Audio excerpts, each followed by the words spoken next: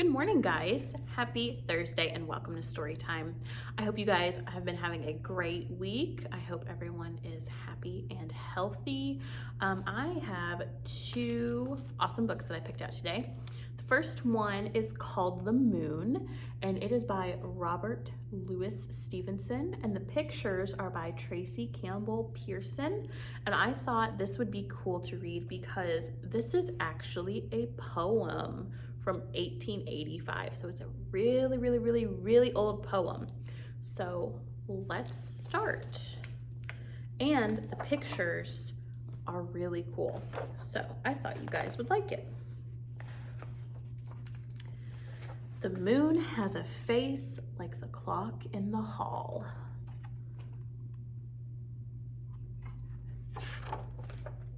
She shines on thieves on the garden wall. Can you see who the thieves are? They're raccoons stealing food. On streets and fields. And harbor quays. And birdies asleep in the forks of the trees. The squalling cat and the squeaking mouse. The howling dog by the door of the house. The bat that lies in the bed at noon. Look at that, he has a little life jacket on. So cute.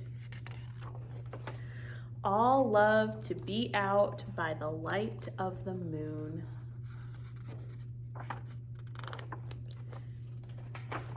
Look at that pretty moon, that pretty little town. But all of the things that belong to the day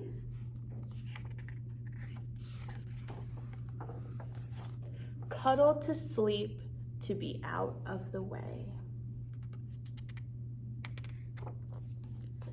And flowers and children close their eyes. Till up in the morning the sun shall arise. The end. So the full poem is right here on the back page, and it's from A Child's Garden of Verses. So I guess that's like a book, a compilation of poems from 1885. So I thought that was really neat. Now I chose this book. I may have read this on here before, but it's been a long time, so we are going to read it again. It is called The Mitten, and it is adapted and illustrated by Jan Brett. It is, I believe it's a Ukrainian folktale. Let me see. Yes, it is a Ukrainian folktale adapted and illustrated by Jan Brett.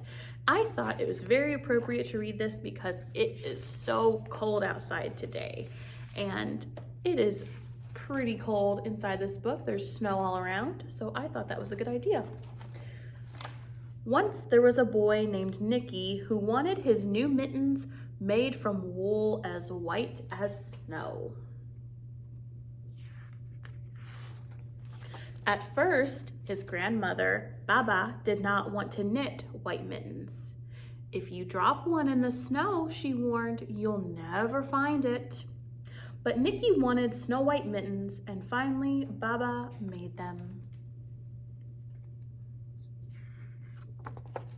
After she finished, she said, when you come home, first I will look to see if you are safe and sound, but then I will look to see if you still have your snow white mittens. So off Nicky went, and it wasn't long until one of his new mittens dropped in the snow and was left behind. Can you guys see where the mitten is that he dropped? It blends in pretty well, so I'll help you all out. It is right there. It's just blending in with the snow. A mole, tired from tunneling along, discovered the mitten and burrowed inside it. It was cozy and warm and just the right size, so he decided to stay.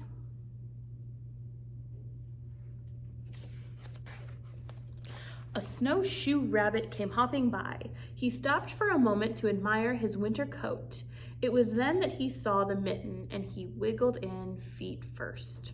The mole didn't think there was room for both of them, but when he saw the rabbit's big kickers, he moved over. They're gonna both squeeze in this tiny little mitten.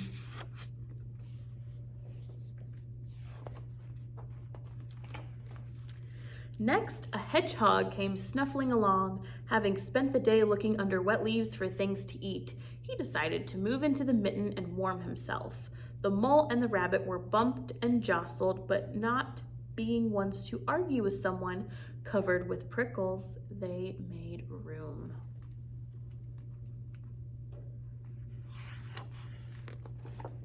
As soon as the hedgehog disappeared into the mitten, a big owl, attracted by the commotion, swooped down. When he decided to move in also, the mole, the rabbit, and the hedgehog grumbled.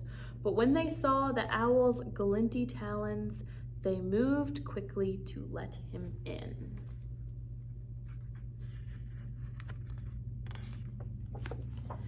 Up through the snow appeared a badger. He eyed the mitten and began to climb in. The mole, the rabbit, the hedgehog, and the owl were not pleased.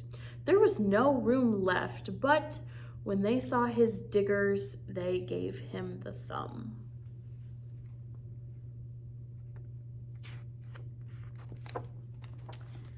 It started snowing, but the animals were snug in the mitten.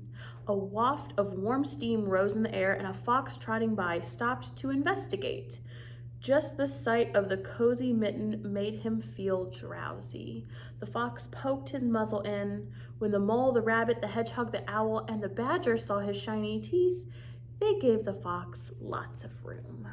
Oh my goodness, look at this poor mitten. All these animals are squeezing in there. Uh-oh. A great bear lumbered by. He spied the mitten all plumped up. Not being one to be left out of the cold, he began to nose his way in. The animals were packed in as tightly as could be, but what animal could argue with a bear? The mitten swelled and stretched. It was pulled and bulged too many times its size. But Baba's good knitting held fast. Oh, how is he gonna squeeze in there? He's gonna break it. Along came a meadow mouse, no bigger than an acorn. She wriggled onto the one space left and made herself comfortable on top of the great bear's nose. One little mouse. The bear, tickled by the mouse's whiskers, gave an enormous sneeze. Achoo! The force of the sneeze shot the mitten up into the sky and scattered the animals in all directions. On his way home, Nicky saw a white shape in the distance. It was the lost mitten silhouetted against the blue sky. As he ran to catch his snow-white mitten, he saw Baba's face in the window. First, she looked to see if he was safe and sound, and then she saw that he still had his new mittens. The end. That is always a good one to read. So I hope you guys have a great rest of your week, and I will see you all next week on Tuesday. Bye.